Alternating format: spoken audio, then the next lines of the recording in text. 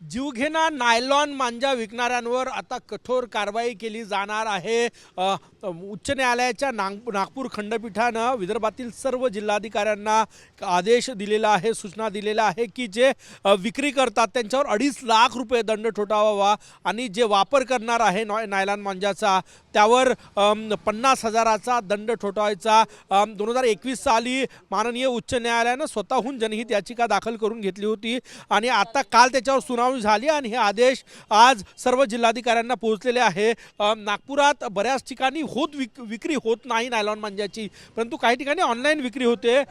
तुझ्या दुकानात नायलॉन मांजा असतो का? नहीं सर, इकडं मार्केटमध्ये कोणी पण नायलॉन मंजा विकत नहीं। पर सर जो नायलॉन मंजा बेचते हैं उन पे सख्त कार्रवाई होनी चाहिए, क्योंकि उसके पक्षियों इंसानों की जाने जाती है सर। सख्त बंद होना चाहिए। ये सद्दी का मंजा आता है, ये यूज़ करिए, बट नायलॉन मंजा यूज़ नहीं करना चाहिए। या मार्केट में कोई नहीं बेचता है नायलॉन मंजा। और लपून तर विकत नाही ना? नहीं लपून वगैरे काही नाही।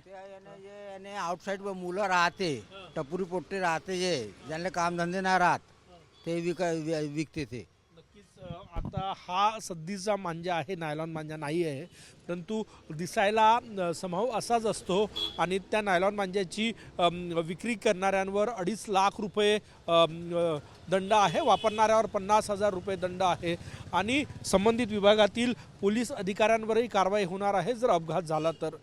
नायलॉन मांजा समूळ नष्ट करण्यासाठी महत्त्वाचे पावलं म्हटले जातील। कॅमेरामॅन साईसह गजानन उमाटे, TV9 मराठी, नागपूर।